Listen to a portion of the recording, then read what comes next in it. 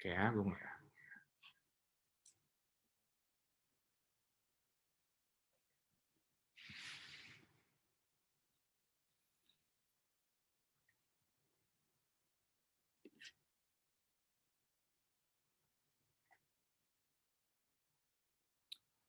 Halo, selamat pagi semuanya, teman-teman dari Universitas Muhammadiyah Bengkulu. Apa kabarnya nih? Wah, sepertinya semua teman-teman sudah bersemangat sekali ya untuk mengikuti acara kita pada pagi hari ini. Sebelumnya, saya ingin mengucapkan Assalamualaikum warahmatullahi wabarakatuh. Salam sejahtera untuk kita semua. Shalom, Om Swastiastu, Namo Buddhaya, dan salam kebajikan. Perkenalkan, saya dengan Daniel Tumiwa, selaku MC yang akan memimpin acara hari ini dari awal hingga akhir acara. Acara hari ini temanya adalah menyambut tahun 2021 dengan inovasi digital dalam industri keuangan. Seperti apakah sih inovasi digital dalam industri keuangan ini? Apalagi inovasi keuangan yang lebih terbaru di tahun 2021 ini. Pasti semuanya teman-teman sudah penasaran ya? Seperti apa? Nah, sebelum saya ingin memulai acara pada hari ini, saya ingin kasih pantun dulu. Makan bubur jangan diaduk, karena terasa begitu nikmat. Jangan loyo, jangan mengantuk. Pagi-pagi harus semangat. Oke. Sebelum kita memulai acara kita pada pagi hari ini, saya akan perkenalkan terlebih dahulu untuk teman-teman kita semua yang akan menjadi narasumber dan akan bercerita dan memberitahukan dan menjelaskan dan memberikan edukasi mengenai teknologi finansial itu sendiri. Yang pertama, saya akan mengundang terlebih dahulu perwakilan dari 4 kali, Mas Galdi Baldi Glenn, selaku Social Media Strategist dan CRM Lead dari 4 kali. Boleh perkenalkan dirinya, Mas Galdi? Halo, pagi semuanya. Saya Galdi dari 4 kali. Thank you, Mas Daniel. Baik. Terima kasih, Mas Galdi, untuk perkenalannya. Selanjutnya, kita akan mendengarkan perkenalan dari Mas Kadek Dharma Susila selaku CEO dari Pundiku. Halo, selamat pagi Mas Daniel. Saya Kadek Dharma Susila dari Pundiku. Salam kenal. Salam kenal Mas Kadek. Selanjutnya kita akan berkenalan dengan Mas Arif Lukman Hakim selaku Operational dan PR Manager dari Teman Prima. Halo, selamat pagi Mas Daniel, selamat pagi Bengkulu.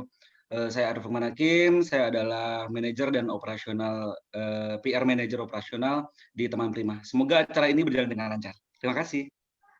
Baik, terima kasih Mas Arif untuk perkenalan dirinya. Nah, sebelum kita memulai acara kita pada pagi hari ini, kita akan mendengarkan terlebih dahulu kata sambutan dari Devri Yuindra selaku Ketua BEM dari Universitas Muhammadiyah Bengkulu. Kepada Mas Devri, saya persilakan. Baik, terima kasih waktunya, Mas Daniel. Assalamualaikum warahmatullahi wabarakatuh.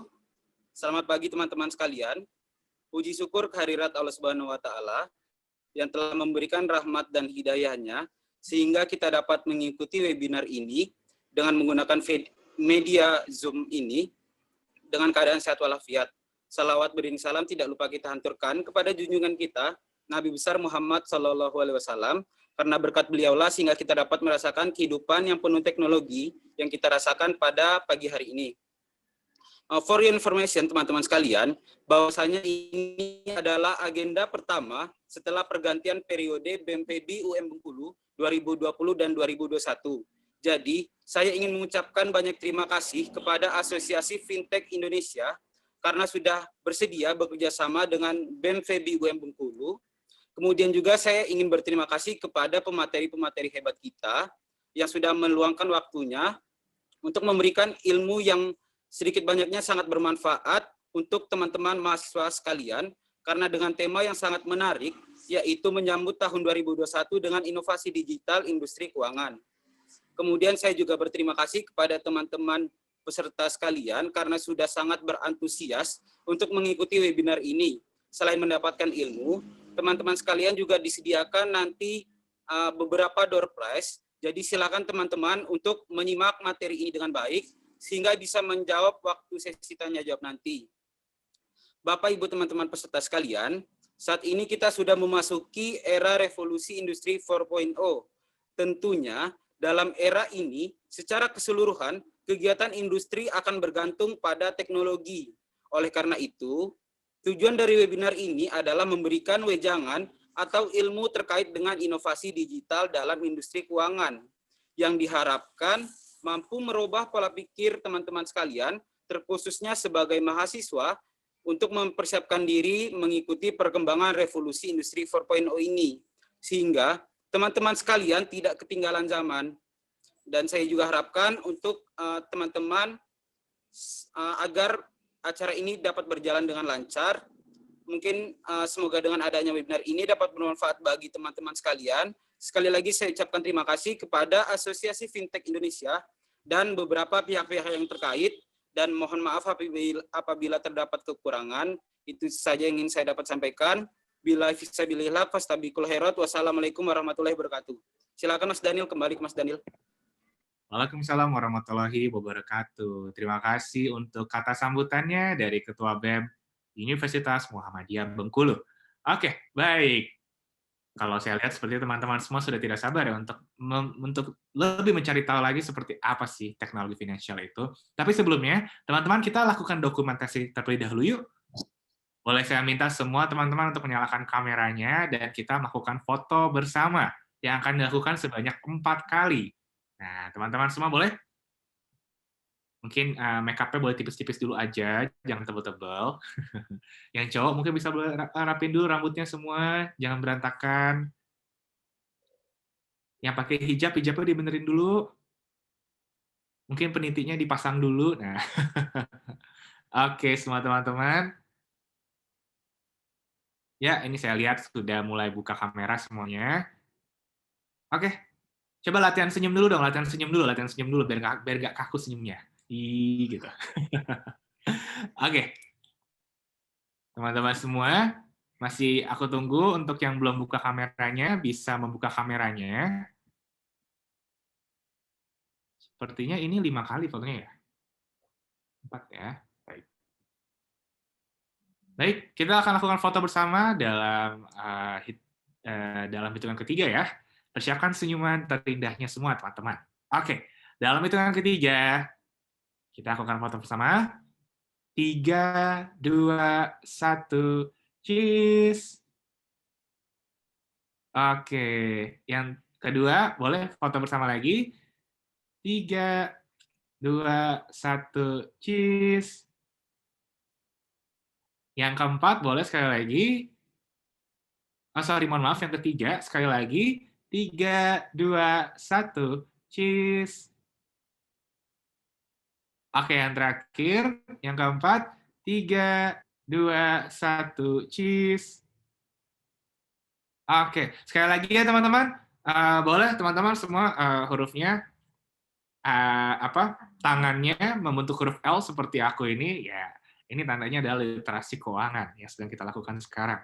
Oke, teman-teman, nanti kalau dalam hitungan ketiga, saya minta gerakan digerakkan seperti ini ya, jadi literasi keuangan, seperti itu ya, karena kita mau take video. Dalam hitungan ketiga, semuanya teman-teman, tangannya huruf L seperti ini, ya. 3, 2, 1, literasi keuangan. Iya. Oke, baik. Terima kasih semua teman-teman. Selanjutnya kita akan langsung masuk ke acara kita yang berikutnya, yaitu presentasi mengenai produk dari masing-masing perusahaan platform fintech yang hadir pada pagi hari ini.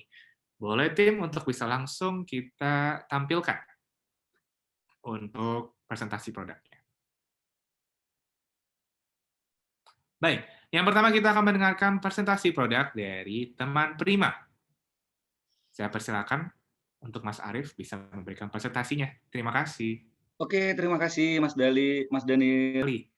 Selanjutnya kita akan mendengarkan penjelasan produk dari Pundiko. Kepada Mas Kadek, saya persilakan. Terima kasih. Boleh di-unmute Mas Kadek? Ya. Oke, terima kasih Mas Daniel atas waktunya. Perkenalkan, saya Kadek Dharma Susila dari Pundiku. Saya coba sedikit ceritakan tentang produk-produk dari Pundiku. Oke, next Mas. Oke, Pundiku hampir sama dengan teman-teman fintech peer-to-peer yang lain ya. Ya, kita juga sudah terdaftar di OJK. Kebetulan Pundiku kalau saya lihat ternyata hampir sama dengan Mas Arief tadi. Kita juga terdaftar di OJK tanggal 30 Oktober. Mungkin kita satu angkatan, Mas Arief ya. Oke, kita satu angkatan. Jadi mungkin tiap-tiap fintech peer-to-peer lending punya segmen atau fokus market yang berbeda-beda ya. Kalau Pundiku sendiri kami sangat fokus ke productive loan. Jadi yang kami sasar adalah pelaku-pelaku UMKM. Jadi pelaku UMKM yang mana yang kami sasar gitu kan, mungkin di next saja dulu biar lebih cepat. Silakan di next slide. Oke, ini kenyamanan dan ini moto kami ya. Moto kami dari Pundiku itu selalu memberikan kenyamanan dan keamanan. Jadi kenyamanan apa yang akan kami berikan gitu kan? Yang pertama jelas kalau fintech, semua fintech memberikan akses yang mudah. Beda dengan bank konvensional, aksesnya cukup rumit. Kita harus datang, kita harus menghadap, semua serba harus tatap muka gitu ya. Tapi kalau di fintech, peer-to-peer lending, semua sudah by digital, jadi sangat mudah untuk diakses. Kami juga sudah bisa diakses di Play Store, pundiku.net. Kemudian proses cepat. Nah, tapi ini agak beda dengan Mas Arief tadi. Kalau Mas Arief bisa 1 kali 24 jam, kami tidak bisa. Karena kami memang harus melakukan verifikasi, karena yang kita sasar adalah pelaku UMKM yang nyata-nyata memang harus punya usaha yang jelas. Harus ada verifikasi dari tim kami. Jadi proses itu kami targetkan 2 kali 24 jam sudah harus deal. Artinya ini layak diberikan pendanaan atau tidak. Kemudian persyaratan mudah. Kalau mudah jelas, syarat dari kami tidak terlalu rumit ya. Cukup ada KTP, KK, kemudian dia sudah usahanya bisa dibuktikan, umurnya 21 sampai 60 tahun. Jadi syaratnya tidak terlalu ribet, dan terakhir dari syarat ini memang tanpa agunan. Kalau keamanan data pribadi, ini sudah syarat mutlak bagi seluruh fintech peer-to-peer lending. Kami harus menjamin bahwa data pribadi yang diserahkan ke kami itu wajib kami jaga kerahasiaannya, dan kami sudah menjalankan proses ISO. Ya, jadi semua data yang diberikan ke kami jamin bahwa kerahasiaannya Pundiku garansi dari Pundiku lah seperti itu. Oke, lanjut. Nah, sektor-sektor mana saja yang selama ini sudah Pundiku garap gitu kan, yang menjadi fokus Pundiku. Jadi ini hanya sebagian kecil. Jadi pertama pedagang pasar, itu jelas fokus utama kita adalah pelaku pedagang pasar, pasar tradisional, bukan pasar yang modern ya. Jadi ini pedagang bakulan, pedagang cabai, sayur, baik dia punya toko atau dia hanya bakulan di pinggir jalan, itu fokus kita. Kaki lima juga, entah dia kaki lima sudah permanen atau nomaden gitu, itu juga jadi yang sektor pedagang-pedagang atau penjual-penjual yang biasa berjualan di online, itu juga menjadi market kita. Yang keempat adalah usaha rintisan atau startup. Jadi banyak sekali startup yang ada saat ini, mereka itu terkendala di permodalan. Karena kalau mereka mencoba mengajukan pinjaman di bank, itu akan terkendala dari lama usaha, kemudian agunan. Itu kendala mereka. Jadi kami coba memberikan solusi bahwa usaha startup ini bisa berkembang asal ada dukungan dari salah satunya sektor permodalan, dan kami siap hadir untuk itu. Yang terakhir adalah yang sudah kami berjalan usaha-usaha franchising. Saat ini kan pandemi ya, kalau khususnya kita di Bali banyak pegawai-pegawai atau karyawan-karyawan itu yang dirumahkan. Apalagi yang sektornya sangat terdampak, yang biasa kerja di hotel. Kalau di Bali itu hampir 75% karyawan hotel sudah dirumahkan. Jadi ketika mereka dirumahkan, mereka harus tetap hidup, mereka harus tetap berusaha. Jadi sedangkan mereka tidak punya pengalaman yang baik untuk berusaha. Jadi salah satu caranya adalah mereka harus bergabung dengan perusahaan franchising yang notabene mereka punya pengalaman untuk membina mitra mereka. Semua sudah disiapkan oleh franchising ini. Jadi kita dalam masa pandemi ini salah satu sektor yang kita sasar mereka-mereka yang mau berusaha yang bermitra dengan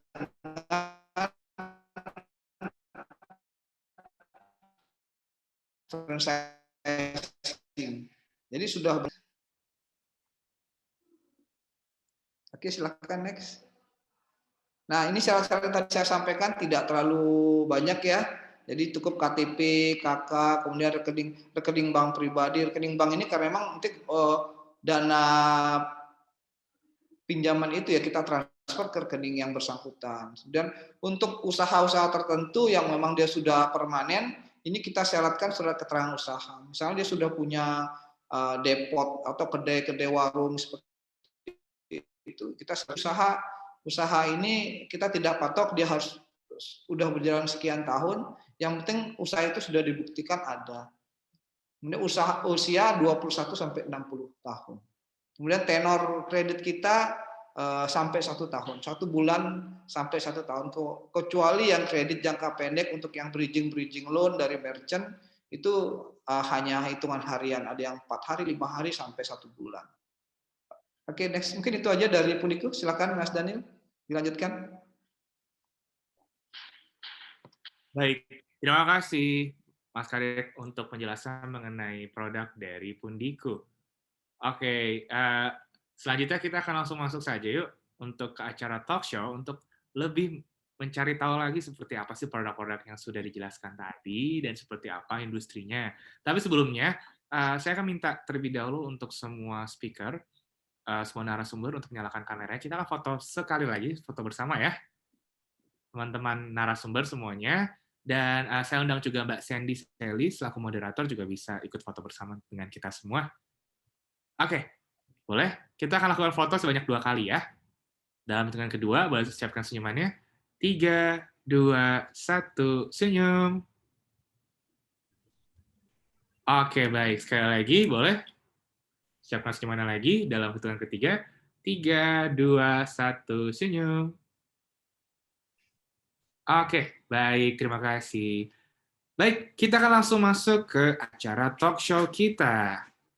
Acara talk show hari ini akan dipimpin oleh Mbak Sandy Sally Kartika, selaku mahasiswa dari Universitas Muhammadiyah Bengkulu. Mbak Sandy, saya persilakan untuk waktu dan tempatnya. Terima kasih, Mbak Sandy. Baik, terima kasih Mas Daniel selaku MC terkece kita pada pagi hari ini yang sudah memberikan saya kesempatan untuk melanjutkan rangkaian kegiatan kita pada pagi hari ini. Sebelumnya, izinkan saya menyapa teman-teman semua. Selamat pagi, salam sejahtera bagi kita semua. Teman-teman, bagaimana kabarnya hari ini? Sehat, Mbak Sandy. Luar biasa sekali ya, sangat antusias sekali mendengarkan materi dari pemateri hebat kita pada hari ini. Nah, sebelum itu saya memperkenalkan diri lagi. Pertama-tama saya mengucapkan banyak terima kasih kepada Bapak Gubernur BEM Fakultas Ekonomi dan Bisnis Universitas Muhammadiyah Bengkulu. Karena mengapa? Beliau menelpon saya secara langsung, meminta saya secara langsung untuk menjadi moderator di acara pertama di periode kepemimpinan beliau ini. Sungguh merupakan kebanggaan tersendiri ya bagi saya.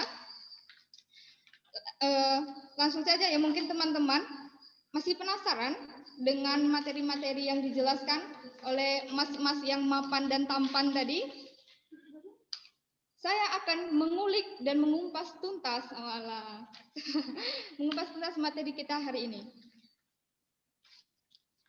Nah, sesuai dengan tema kita hari ini, di mana menyambut tahun baru 2021 dengan inovasi digital dalam industri. Seperti yang kita ketahui bersama, bahwa pandemi COVID-19 akhir-akhir ini sedang mendunia dan banyak sekali memberikan dampak-dampak negatif terhadap aspek-aspek kehidupan. Seperti halnya di negara tercinta ini, Indonesia. Dengan semakin meningkatnya angka masyarakat yang terinfeksi oleh penyakit ini, membuat para pemerintah semakin menggalakkan kegiatan untuk menurunkan angka tersebut. Pertanyaan kedua ini saya mau bertanya nih sama Mas Kadek. Oke, ya silakan Mbak Sandy. Ya, itu Mas Kadek suaranya terdengar jauh. Oke, Mas Sandy, sudah kedengaran? Siap, sudah. Oke, Mas Kadek, langsung saja. Menurut pengamatan Mas Kadek, di era pandemi ini masyarakat lebih cenderung menabung atau menghabiskan dana mereka, Mas? Oke, kalau kondisi sekarang kan kondisi pandemi ya, Mbak ya. Iya. Segalanya serba susah, termasuk perekonomian juga lagi terpuruk, lagi resesi.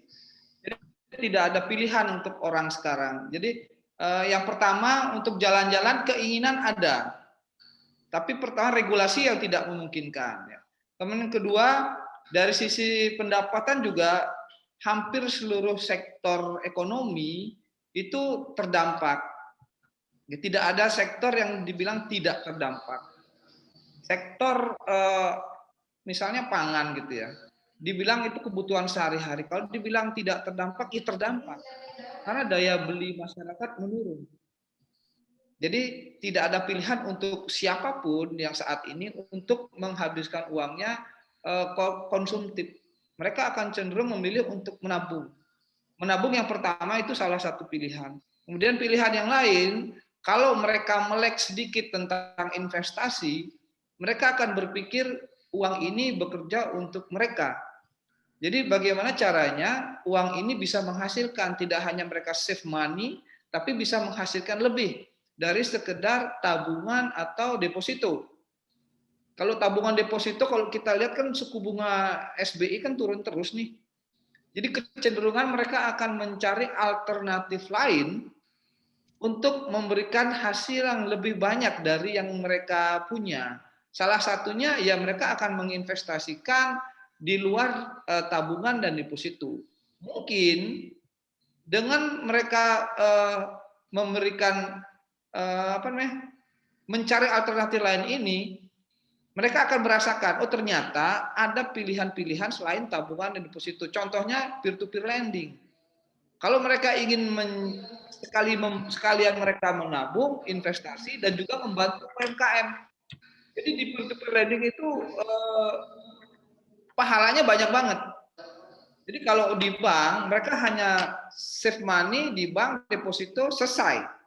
Ya kan? Dapat bunga, selesai. Tapi mereka tidak mendapat pahala bahwa mereka sudah membantu sektor ekonomi yang lain, UMKM yang lain. Nah, kalau di peer-to-peer lending, mereka bisa memilih langsung.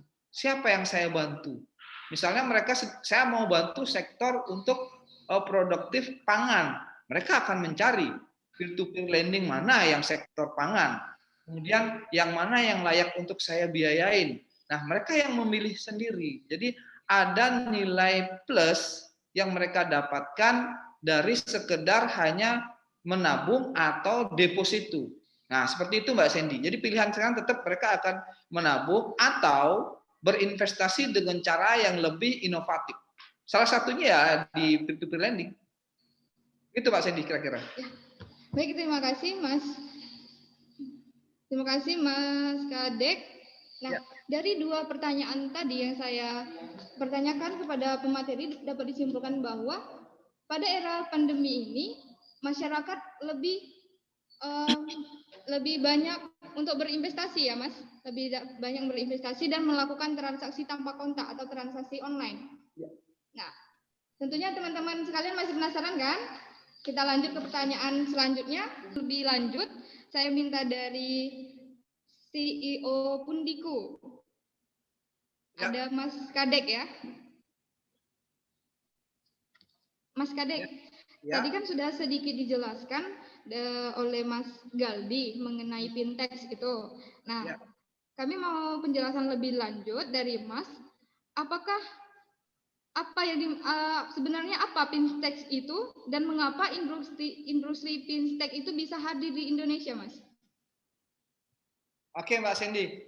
Jadi kalau ditanya apa fintech itu, mungkin ini sebenarnya perkawinan ya. Kalau sebelum eranya fintech, kita lebih mengenal namanya bank. Entah itu bank konvensional atau bank syariah. Bank itu juga dibagi, ada bank perkreditan rakyat, ada bank umum. Itu yang lebih familiar di masyarakat. Jadi sejak tahun 2000-an itu sudah mulai berkembang. Awalnya sih bukan di Indonesia. Di Indonesia masuk sekitar tahun 2014-2015 sudah mulai mengenal yang namanya pinjaman online.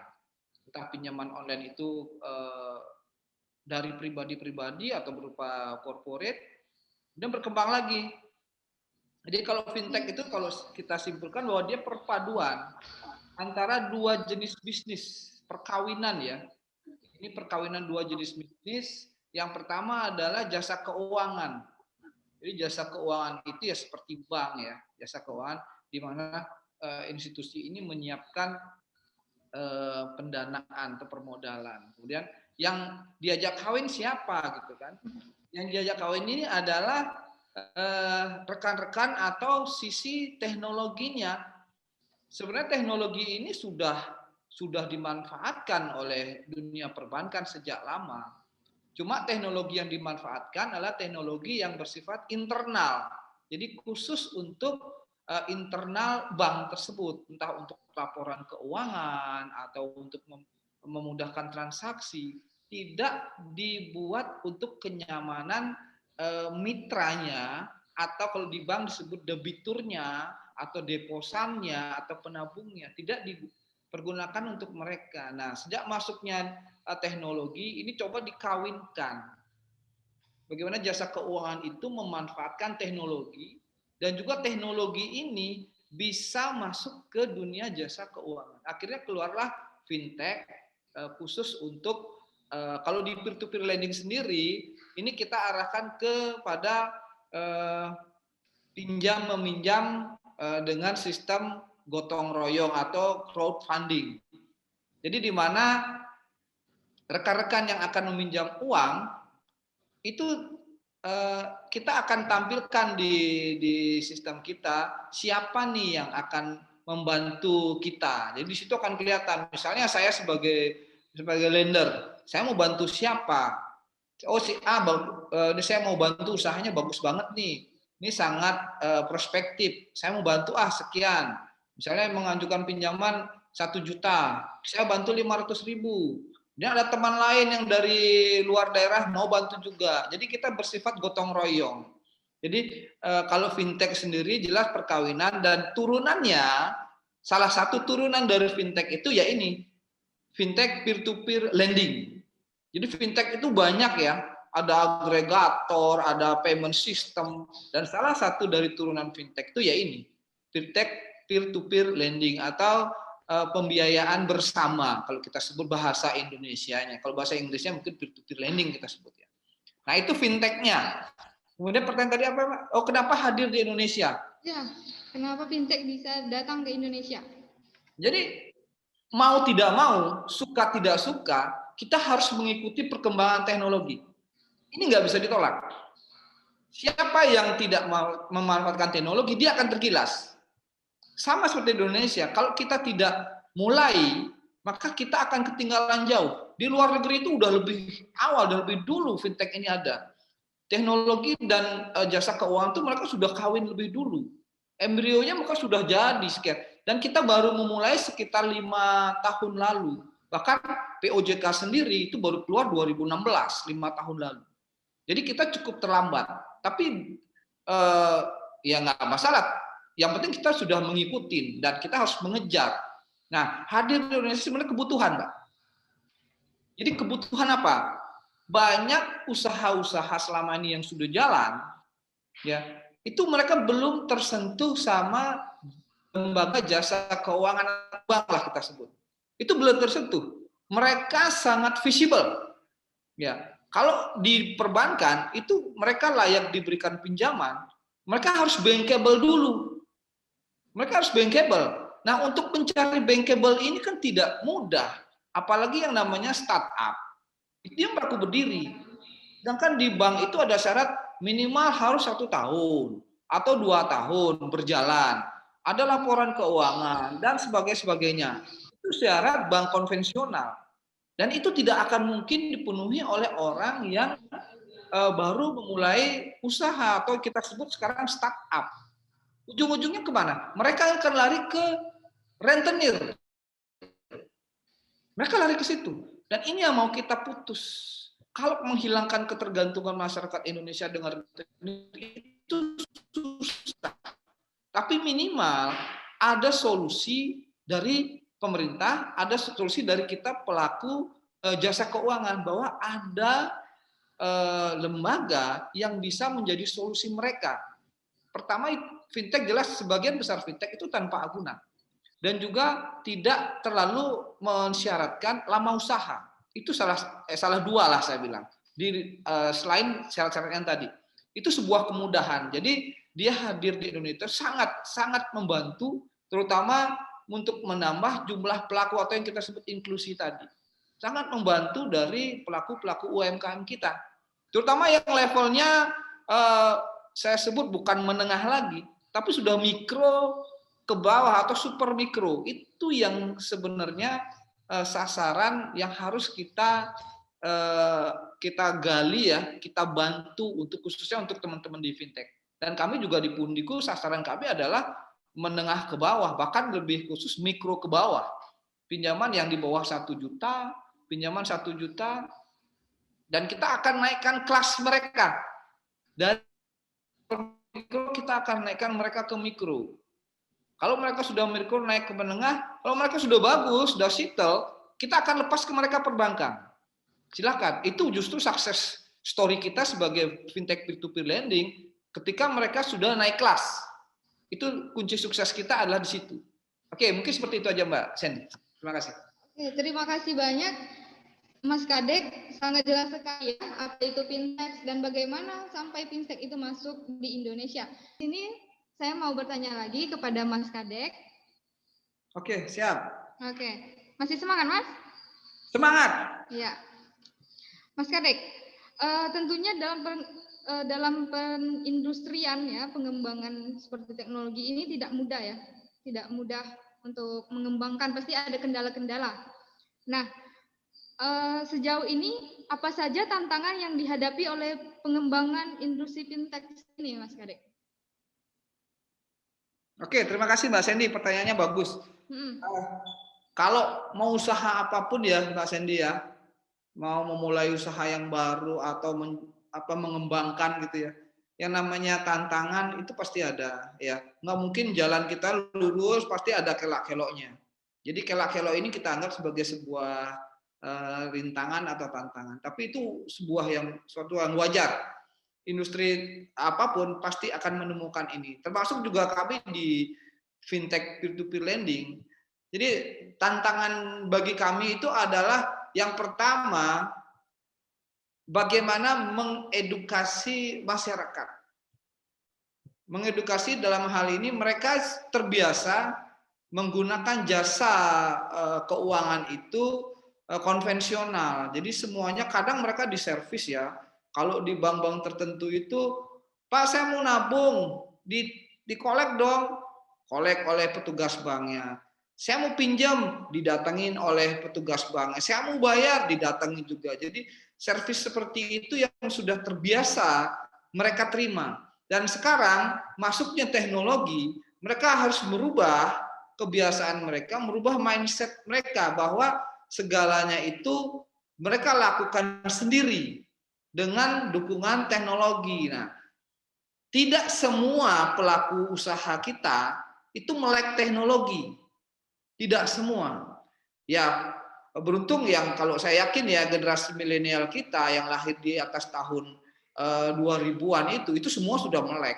Bahkan anak SD pun sudah melek yang namanya Android. Itu sudah tahu semua. Tapi ada beberapa pelaku UMKM kita yang umurnya sudah di atas 40-an itu entah mereka malas atau memang tidak pernah mengenyam atau memiliki atau menggunakan teknologi, itu jadi PR utama kita. Kita ingin mengajak mereka untuk mengetahui sejauh mana sih perkembangan jasa keuangan ini, bahwa sudah hadir digitalisasi di dunia keuangan. Itu PR kita, mengajarkan mereka menggunakan, mengetahui dulu lah, mengetahui, kemudian mereka familiar menggunakan. Kalau yang muda-muda saya yakin semua sudah tahu, tapi yang umurnya sudah relatif lebih di atas 40-45. Seperti itu. Itu tantangan pertama, mengajarkan mereka untuk terbiasa, familiar, atau menggunakan namanya teknologi dalam berusaha, dalam berbisnis. Itu yang pertama. Yang kedua, itu tantangan kita sendiri adalah rekan kita sendiri. Rekan ini adalah rekan yang tidak berlisensi atau tidak terdaftar. Mungkin teman-teman pernah mendengar yang namanya pinjol ya. Bahkan saya sendiri, begitu saya bekerja di sebuah perusahaan fintech, kami awalnya dibilang, wah kalau di Pundiku nanti ada kredit macet, kita dikejar layaknya seorang seperti rentenir, pemerintah darat dikejar seperti itu kan. Nah, itu berbeda gitu. Jadi yang namanya pinjol tidak terdaftar, tidak berizin, itu berbeda dengan yang namanya fintech yang tadi Mas Arief jelaskan jumlahnya 149, itu berbeda sekali. Prakteknya mungkin hampir sama, menggunakan teknologi, tapi secara aturan internal dan juga praktik dalam hal tertentu itu sangat berbeda. Kita ada aturan yang mengikat, kita ada regulasinya dari otoritas jasa keuangan, dan kita harus tunduk kepada aturan itu, tidak sembarangan. Contoh deh, kita di peer-to-peer itu terikat hanya 3 akses yang kita boleh, camilan ya, kamera, mikrofon, dan location, hanya itu, tidak boleh lebih. Jadi kalau ada fintech yang meminta akses lebih dari itu, camilan ya, kamera, mikrofon, location, lebih dari itu sudah menyalahi ketentuan. Hanya itu yang boleh saat ini. Nah, itulah tantangan kita, adalah pinjol-pinjol yang prakteknya hampir mirip dengan lintah darat, tapi mengatasnamakan fintech. Fintech yang mana gitu. Nah, kalau teman-teman bedakan, jelas fintech itu yang sudah terdaftar atau berizin di OJK. Oke, mungkin itu tantangan kita, Mbak Sandy. Terima kasih. Jadi Mas Kadek dapat disimpulkan bahwa tantangan di dalam fintech ini sendiri adalah dalam mengenalkan dan meyakinkan masyarakat untuk menggunakan fintech ini sendiri. Betul. Ya, makasih. Lagi ya. Pertanyaan selanjutnya itu saya mau Mas Kadek yang jawab. Oke. Mas Kadek. Oke, ya, silakan Mbak Sandy. Ya, tadi sudah dijelaskan oleh Mas Arief bahwa fintech itu sangat aman, namun tergantung dengan kita sendiri bagaimana menjaganya juga kan. Terus kita kembali lagi bahwa dalam pengenalan fintech ini kan masih ada kendala, masyarakat masih ada yang awam sekali ya mengenai ini. Jadi kami mau minta tips kepada Mas Kadek untuk membedakan antara fintech legal dan ilegal, Mas. Oke. Terima kasih Mbak Sandy. Jadi fintech legal dan ilegal. Seperti tadi Mas Arief sampaikan, saat ini yang sudah terdaftar dan berizin di OJK itu 149. Caranya kalau teman-teman mau pinjam di fintech, cek dulu. Silakan dicek di googling ya, di Google, itu fintech peer-to-peer yang terdaftar di OJK itu akan keluar. Yang mana saja. Nah, itu cara yang pertama. Yang kedua, di fintech itu dia akan menampilkan logo OJK. Logo OJK bahwa mereka sudah terdaftar atau berizin di OJK. Itu akan kelihatan di dashboard, kalau lewat web ya, itu kelihatan sekali. Kemudian ada juga logo AFPI. AFPI itu Asosiasi Fintech Pendanaan Indonesia, bahwa kita adalah seluruh fintech itu wajib menjadi member Asosiasi Fintech Pendanaan.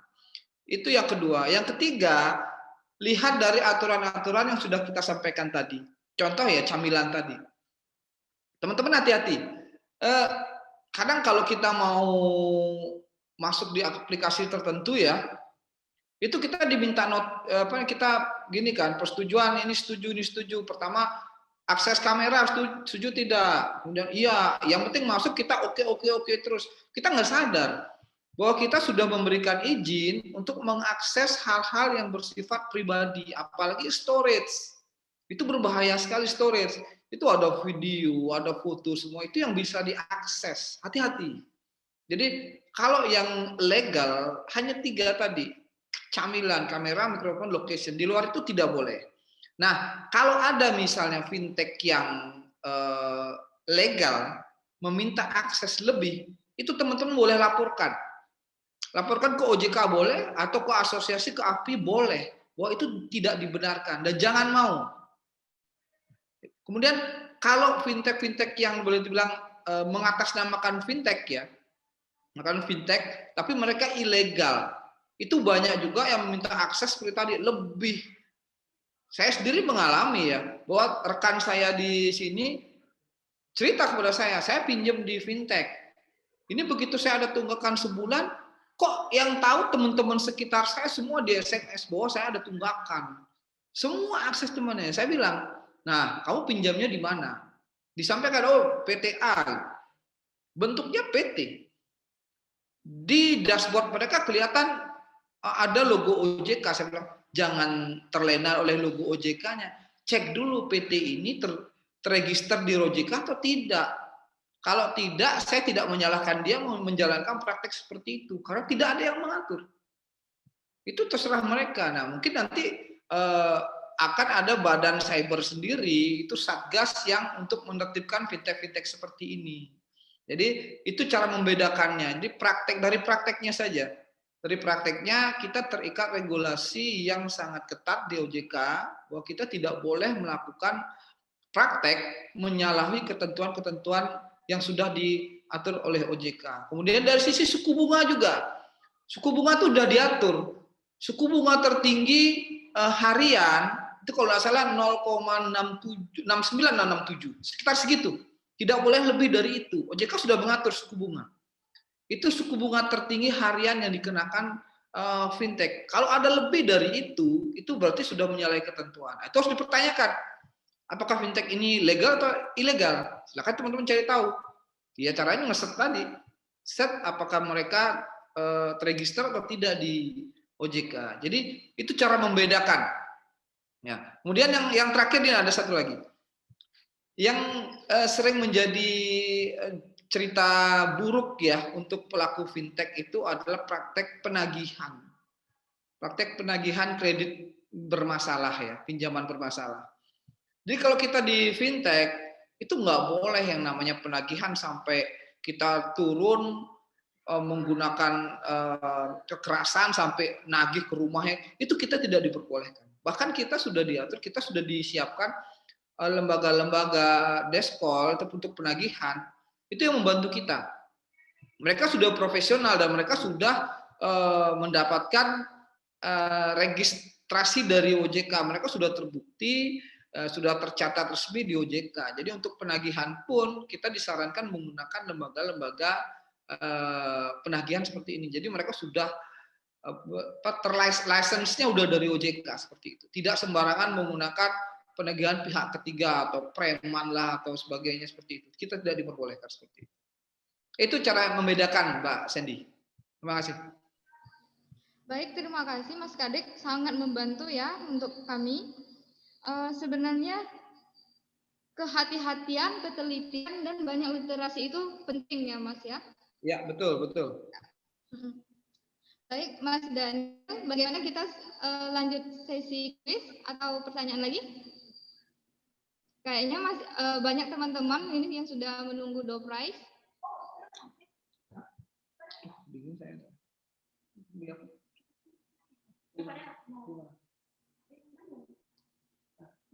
Baik, Mas Daniel.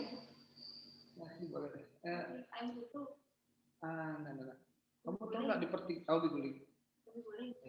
Tapi nggak pakai jeruan, gorengan jeruan. Sepertinya Mas Daniel lagi ada kegiatan sedikit ya. kita kalau lagi nunggu Mas Daniel, kita berikan pertanyaan lagi pada pemateri-pemateri hebat kita. Sebelum itu kita tepuk tangan dulu lah untuk kita biar nggak ngantuk. Nah, teman-teman, ini kalau sudah dihitung-hitung pertanyaan ke-18 ya, berarti sudah banyak sekali ilmu yang sudah kita dapatkan.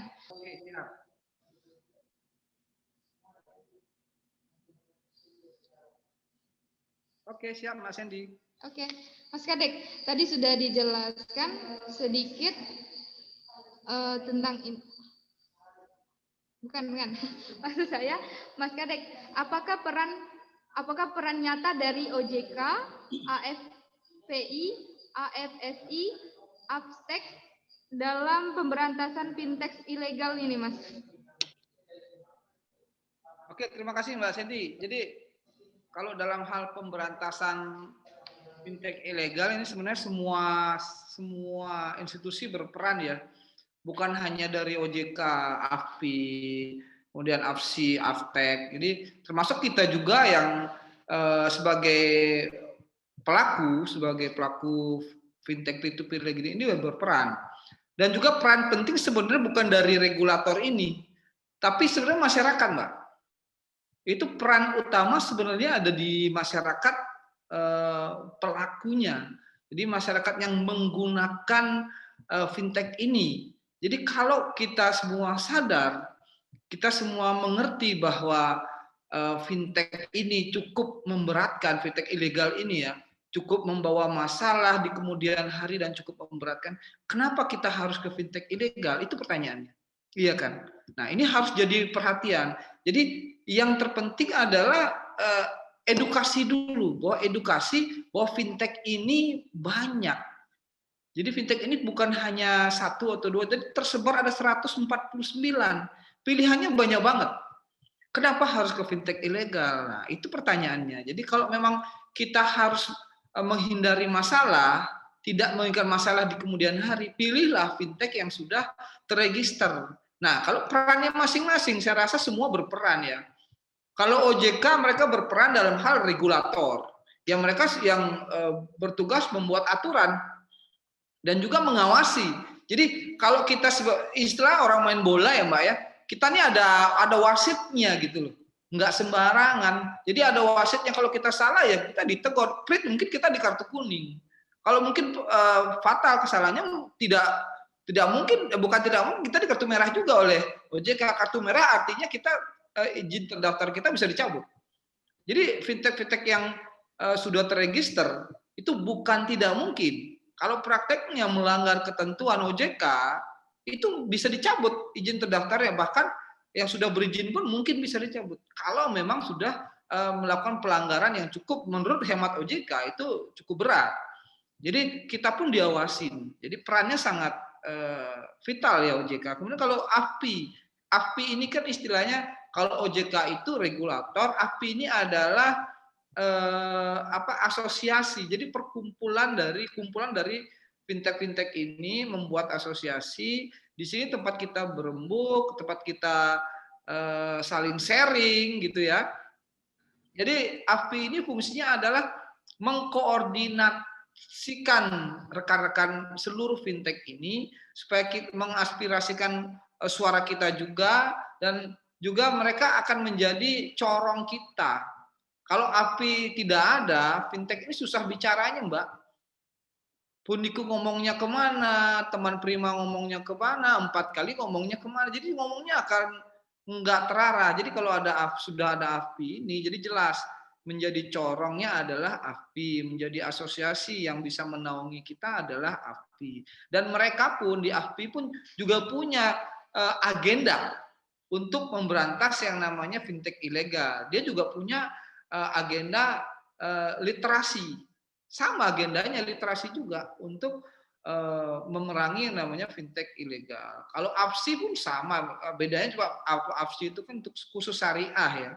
Nah, kalau AFTEK itu lebih luas.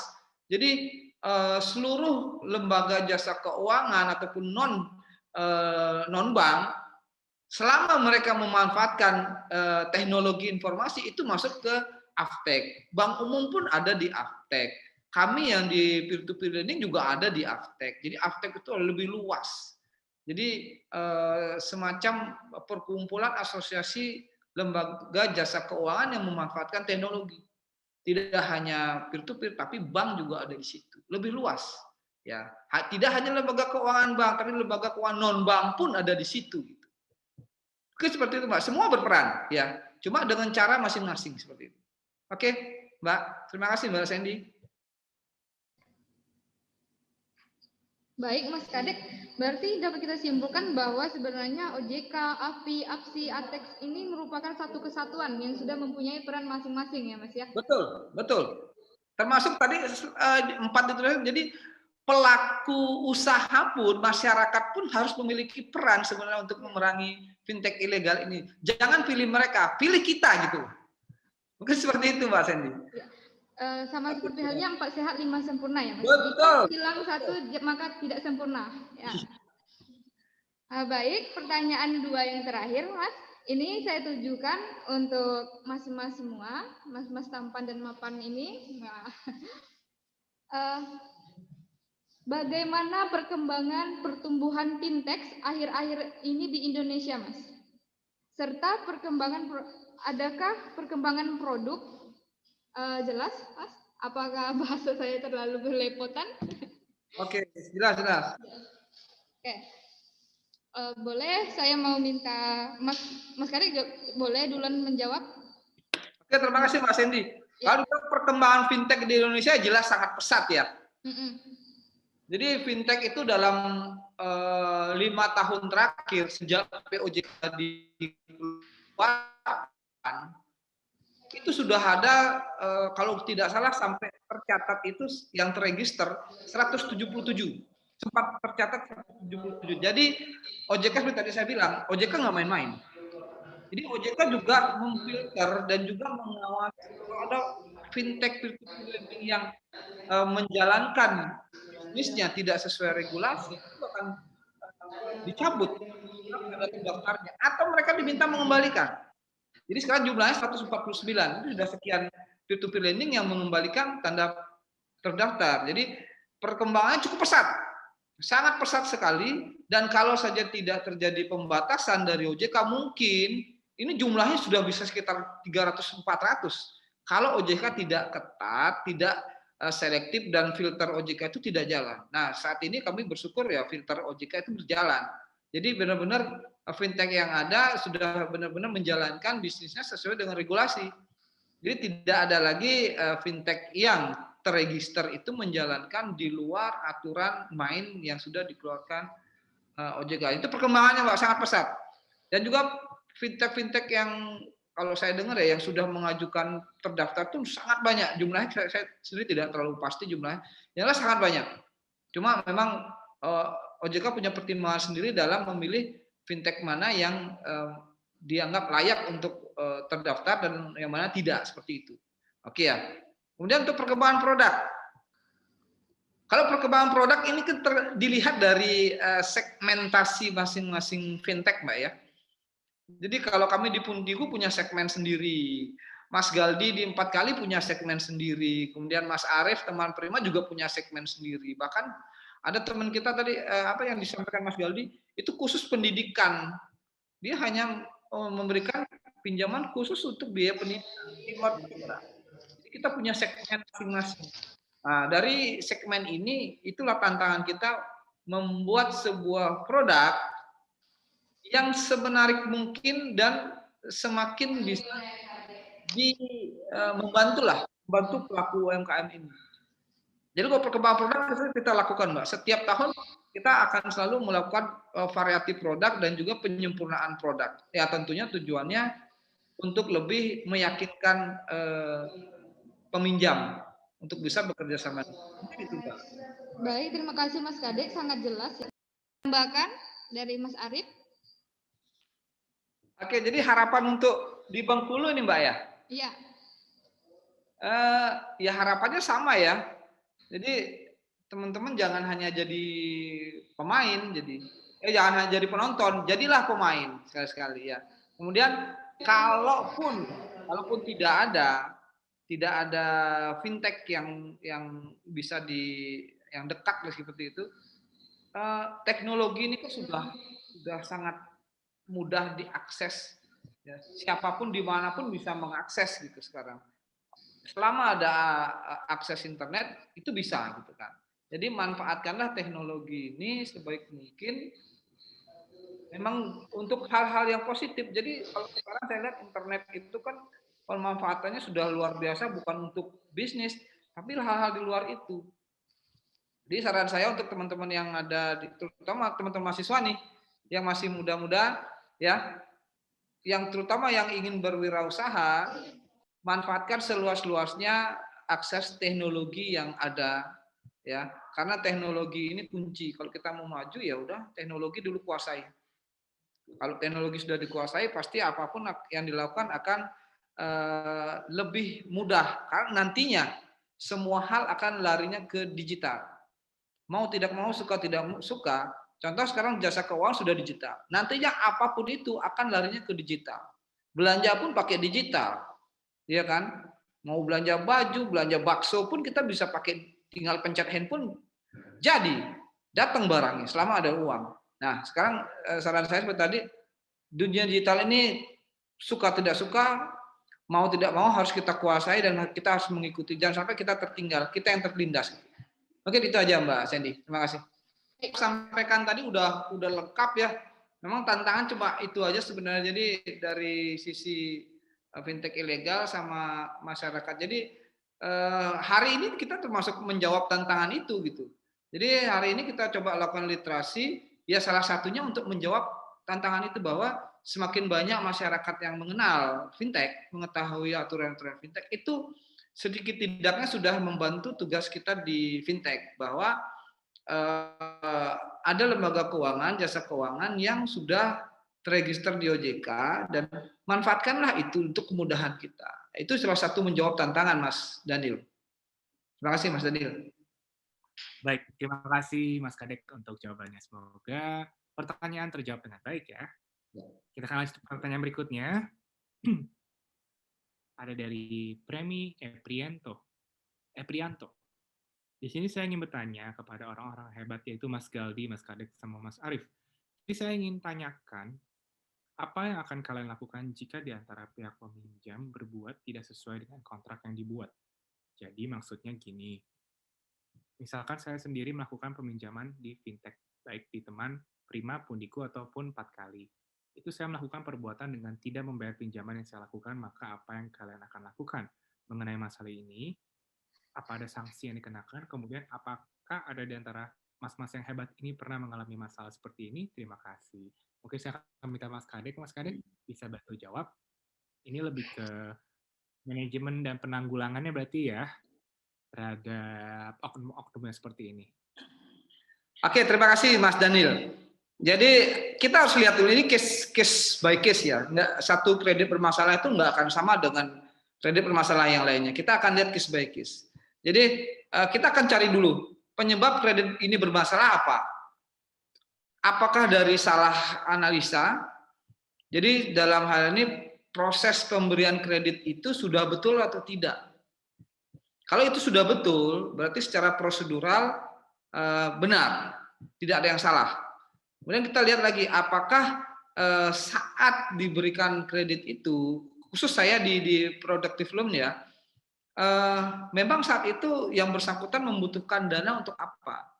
Kalau memang saat itu ternyata sebenarnya dia tidak membutuhkan untuk usahanya, dia membutuhkan kebutuhan dana, sebab dia mengaku untuk modal usaha. Ternyata uang itu digunakan untuk membeli yang lain, misalnya membelikan anaknya sepeda motor. Pengakuan di awal untuk usaha. Ini sudah terjadi skimming, penyalahgunaan penggunaan kredit sudah terjadi seperti itu. Nah, ini juga salah satu penyebab kredit bermasalah.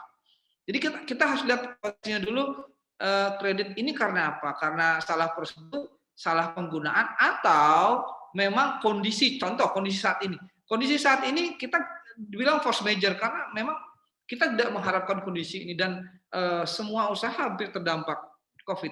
Nah, kalau kondisi seperti ini, kita tidak bisa menyalahkan yang namanya pelaku usaha. Mereka mungkin pingin usahanya jalan, pingin usahanya tetap berlanjut. Tapi apa daya kondisi tidak memungkinkan. Nah, kalau dalam kondisi seperti ini diperlukan sebuah kebijakan. Ya. Kebijakan itu ya tentunya harus dari fintech-nya. Entah itu dilakukan restrukturisasi gitu ya, dilakukan reconditioning atau apa, itu opsi-opsi yang mungkin. Contoh di tempat kami kalau ada kredit bermasalah seperti ini, opsi pertama kami adalah mencari solusi apa sebenarnya yang dia inginkan atau pelaku ini inginkan. Jadi usahanya bisa berjalan, kreditnya bisa lancar. Yang dia inginkan apa? Nah, kalau kita udah tahu keinginan mereka, kita sesuaikan dengan ketentuan di kita, masih masuk akal atau tidak, layak atau tidak. Nah, kalau layak, jadi orang kredit bermasalah ketika macet bukan berarti dia harus jatuh, tidak. Ada saatnya ketika dia jatuh, kita bisa bantu angkat dia jika memang permasalahannya ada di permodalan untuk mengangkat usahanya. Nah, itu mitigasi-mitigasi ketika kita ketemu kredit bermasalah. Bukan ketika bermasalah langsung kita bawa ke pihak ketiga, tagih dong. Nah, tidak seperti itu. Ada mitigasi-mitigasi tertentu yang harus kita lakukan. Nah, pihak ketiga yang kita kerjasamakan tadi seperti saya sampaikan sesuai dengan license dari OJK, itu jalan terakhir yang tidak kita inginkan. Kalau sudah mentok banget, sudah pembicaraan sudah deadlock, ya terpaksa. Nah, itu pun memang tidak harus dengan kekerasan, itu pun tetap dengan cara humanis. Seperti apa sih, apa yang mereka inginkan, apa jalan keluarnya, tetap tidak dengan jalan kekerasan. Mungkin itu kalau dari saya, Mas Daniel. Mungkin ada teman dari Mas Arief atau Mas Gerald, silakan. Teman-teman, karena waktu sudah sedikit sudah mepet, jadi untuk teman-teman yang sudah bertanya, mohon maaf, saya tidak bisa membacakan semuanya, tapi tetap kok teman-teman yang bertanya akan kita masukkan ke dalam undian untuk memenangkan Grand Prize kita di hari ini berupa Smartwatch Mi Band terbaru. Oke, kita akan langsung saja lanjut ke sesi pengundian. Boleh tim bisa diganti layarnya? Iya. Oke, di sini teman-teman sudah lihat ya. Kita akan melakukan sesi pengundian. Di sini sudah ada beberapa nama dari teman-teman yang sudah memberikan pertanyaan. Nanti kita akan putar spinning wheel-nya dan kita akan lihat di mana nama yang berhenti di panahnya itu yang akan menjadi pemenangnya. Oke, kita hitung sampai ketiga ya. Dan hitungan ketiga, 3, 2, 1, putar.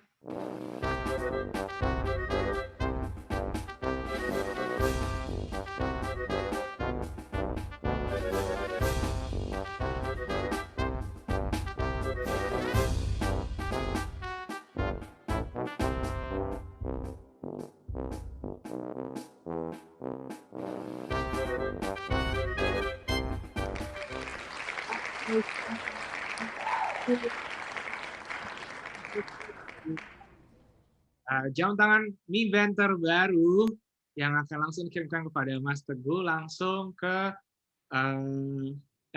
tim kami akan langsung mengkontak Mas Teguh ya. Sekali lagi selamat ya Mas Teguh ya. Oke, dengan sesi pengundian tadi maka berakhirnya sesi kita pada hari ini. Sebelumnya saya ingin mengucapkan terima kasih terlebih dahulu kepada teman-teman semua yang sudah mendengarkan dari awal hingga akhir. Semoga setiap materi yang dipaparkan bisa memberikan edukasi yang sangat berguna bagi teman-teman semua maupun untuk masa kedepannya. Baik, sebelumnya saya ingin mengucapkan terima kasih juga kepada semua tim dari Universitas Muhammadiyah Bengkulu, dari Ketua BEM, dan semuanya. Terima kasih sudah memberikan kami kesempatan untuk memberikan edukasi webinar mengenai fintech di kampus Universitas Muhammadiyah Bengkulu. Lalu saya juga ingin mengucapkan terima kasih kepada Mbak Sandy Sally sebagai moderator kita yang sangat hebat sekali pada siang hari ini yang sudah memimpin acara dari awal hingga akhir. Terima kasih Mbak Sandy. Iya, Semoga kita di waktu ya Mbak Sandy. Iya. Saya juga berterima kasih untuk semua narasumber dari platform fintech yang sudah ikut berpartisipasi. Terima kasih atas setiap pendidikan dan edukasi yang diberikan kepada kami semua di sini. Dan tidak lupa saya akan ucapkan terima kasih kembali lagi kepada semua teman-teman dari Universitas Muhammadiyah Bengkulu Terima kasih sudah berpartisipasi ya teman-teman. Saya akan berikan sepatah dua patah pantun pada teman-teman.